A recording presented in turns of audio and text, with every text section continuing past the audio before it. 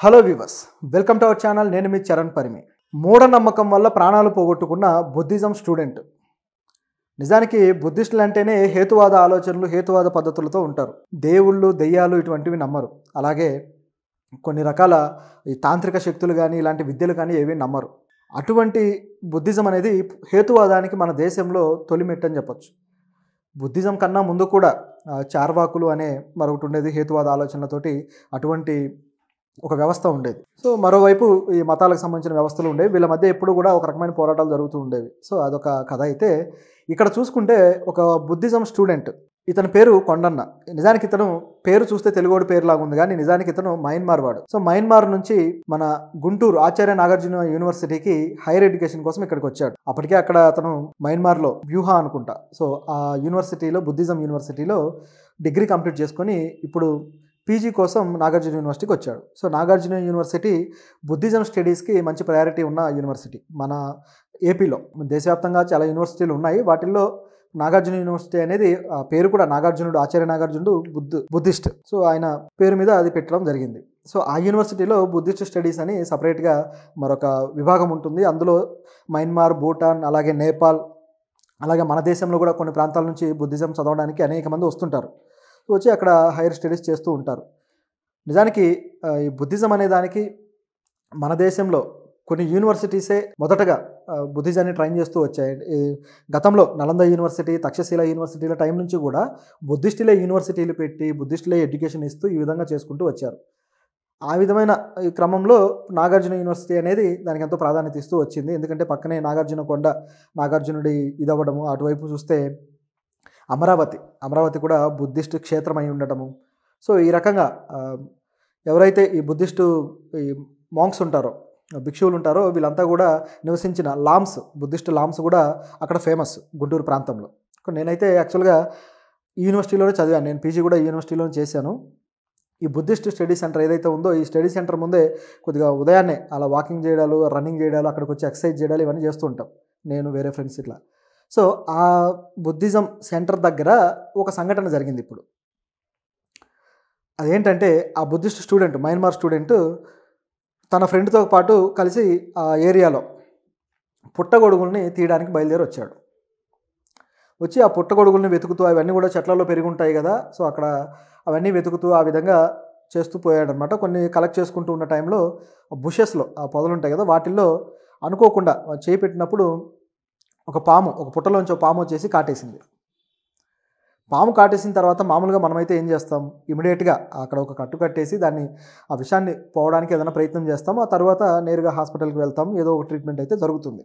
ఇది కూడా కేవలం ఒక హాఫ్ అన్ అవర్ పరిధిలో ఇవన్నీ చేసేయాలి కూడా. కానీ ఈ మయన్మార్ వాళ్ళకి ఒక నమ్మకం ఉందంట.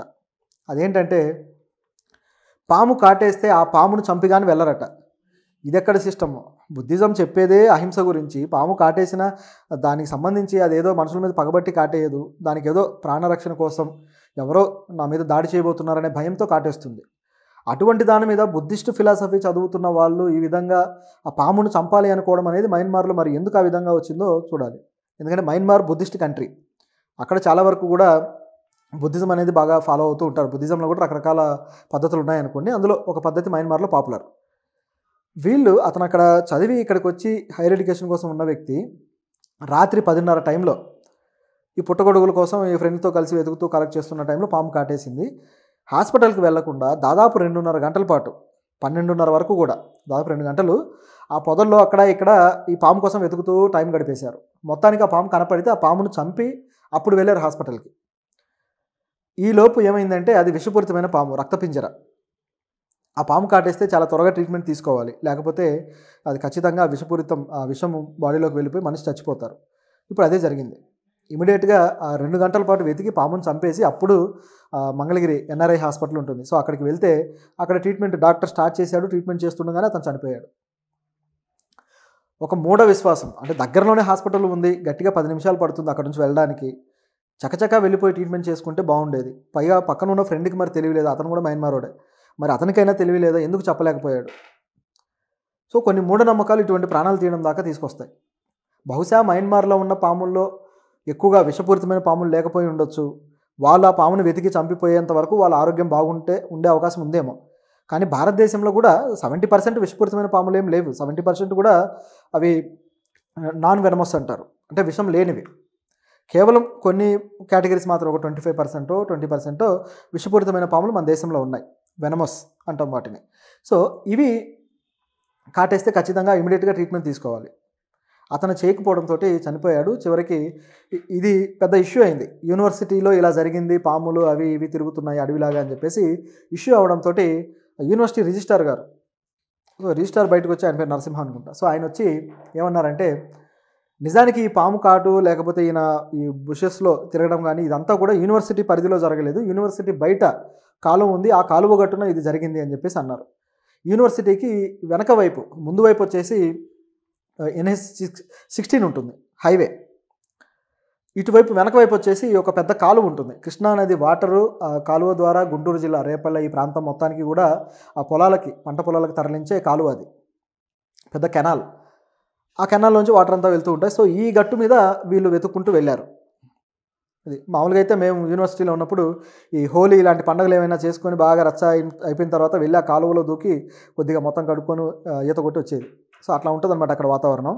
అయితే ఇతను కూడా ఫ్రెండ్తో పాటు కలిసి వెళ్ళి వెతుక్కోవడము, మొత్తానికి ఈ సంఘటన అయితే జరిగింది. సో ఈ వివాదం అయితే సమసిపోయింది. కానీ ఈ కేసు కూడా వీళ్ళు దగ్గరలో ఉన్న పెదకాకాని స్టేషన్లో కేసు పెట్టారు. అయితే అది దుగ్గిరాల పరిధిలోకి వస్తుందని చెప్పేసి ఆ కేసును మళ్ళీ అటువైపు పంపించారనమాట, ఆ స్టేషన్కి బదిలీ చేశారు.